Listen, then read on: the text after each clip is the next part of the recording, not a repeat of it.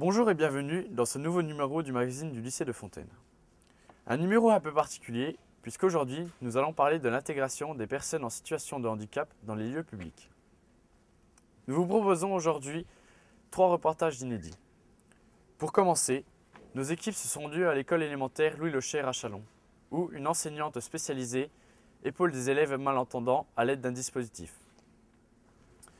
Nous irons ensuite à la rencontre de Thomas, un élève de notre lycée, qui nous fera partager son histoire. Pour finir, nous plongerons dans l'univers du basket handisport. Nos journalistes ont pu suivre l'entraînement de l'équipe de basket de l'Élan Châlons.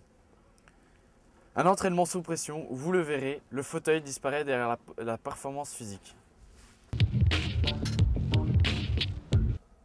Pour commencer, voici donc notre premier reportage.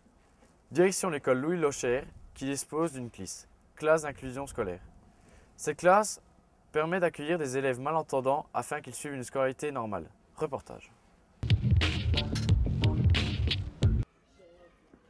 Comme chaque jour, Achille et Bérénice quittent leur classe pour un atelier un peu particulier.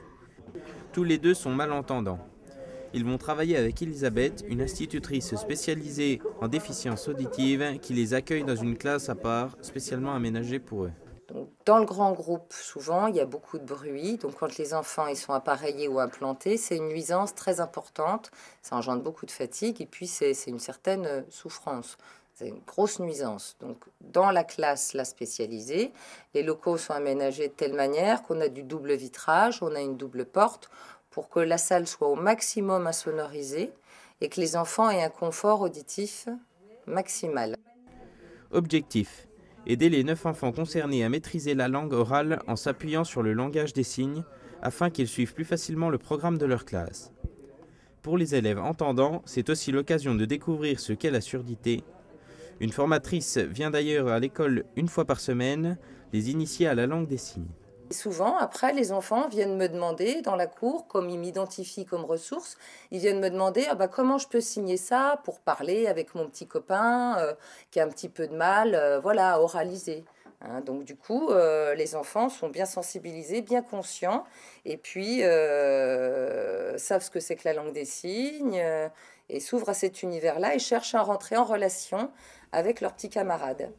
Le dispositif poursuit donc 2 objectifs. À la fois soutenir scolairement les enfants malentendants et faciliter leur intégration.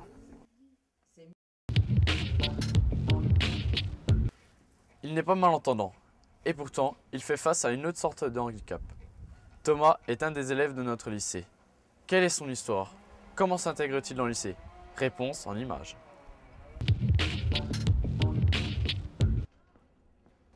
Thomas est élève au lycée de Fontaine en seconde pro. Sa filière, la section production animale. Un choix qu'il n'a pas fait par hasard. J'ai choisi ce milieu parce que mon grand-père était agriculteur, puis j'aimais bien m'occuper des animaux. À l'âge de 2 ans, j'ai eu un cancer de la tête. J'ai fait de la chimiothérapie aussi. Mais autrement, ça ne m'a pas empêché d'avoir une vie particulière que les autres. Suite à sa maladie, quelques aménagements ont été prévus dans sa scolarité. Durant les cours en classe, Thomas est accompagné par Clotilde, son auxiliaire de vie scolaire. Clotilde, c'est mon AVS, elle m'aide à l'école si j'ai du mal à comprendre quelque chose, elle me réexplique si j'ai mal compris.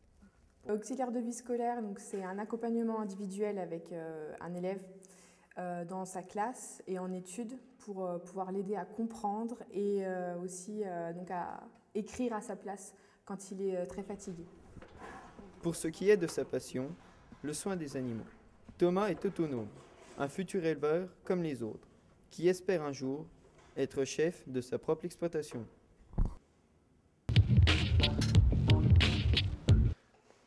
Avant d'aller plus loin dans nos reportages, faisons un point sur la loi. Pour cela, nous recevons Bertrand, qui a été rencontré Pierre Jacob, maire de Saint-Rémy et vice-président du Grand Châlons. Bonjour Bertrand. Bonjour Étienne. Oui, effectivement, nous avons été à la rencontre de Pierre Jacob. Il nous a surtout présenté l'esprit de la loi. Pour lui, chacun doit avoir les mêmes droits d'accéder partout et de manière autonome. S'il considère qu'il est très important que chacun respecte la loi, il évoque néanmoins des coûts d'aménagement très important qui risque de compliquer son application. Mais que dit précisément la loi? La loi a été votée le 11 février 2005.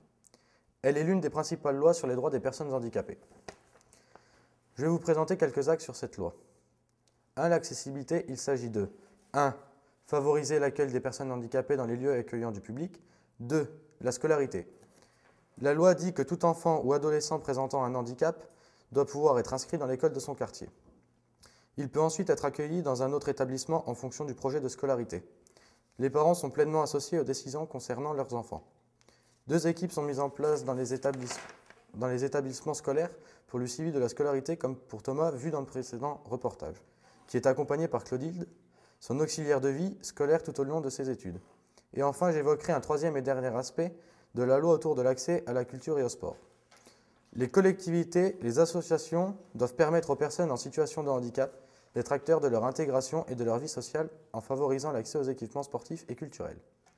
Et aussi à la pratique d'activités en autres sportives comme le rugby, le foot ou le basket en fauteuil pour ne citer que. Merci Bertrand.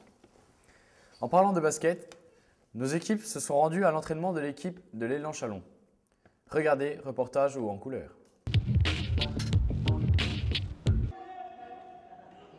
Ils ont perdu l'usage de leurs jambes, mais ça ne les empêche pas de pratiquer un basket de haut niveau. Car l'équipe handisport de l'Élan Chalon vise l'excellence. Ici, c'est avant tout le basket qui compte, et tout le monde peut avoir sa place.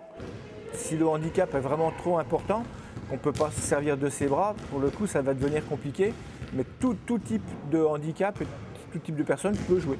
Dans la mesure où il peut utiliser ses bras pour manipuler le fauteuil, pour shooter, pour faire des passes avec le ballon, il n'y a aucun souci. Créée en 2009, l'équipe est composée de 10 joueurs. Leurs fauteuils sont réalisés sur mesure et adaptés aux exigences du terrain. Car pour leur coach, une fois sonné le début du match, seul compte la performance sportive. Les personnes en situation de handicap qui jouent en fauteuil, pour moi, c'est des gens comme les autres. Ils sont en fauteuil, certes, mais je les gère de la même façon. C'est des sportifs. Et j'ai pas de pitié, j'ai pas de... Voilà, c'est pas parce qu'ils sont handicapés que je vais avoir de la pitié, que je vais pas oser leur dire certaines choses. Non, bien au contraire, je les gère de la même façon. Et en plus de ça, ce qui est intéressant, c'est que les personnes en situation de handicap, ils attendent que ça, qu'on les considère comme des gens comme tout le monde, quoi. 2 fois par semaine, ces athlètes s'entraînent donc avec un seul objectif, remporter le championnat de National 2 dans lequel ils sont inscrits. Car avant d'être handicapés, ces joueurs sont bel et bien des battants.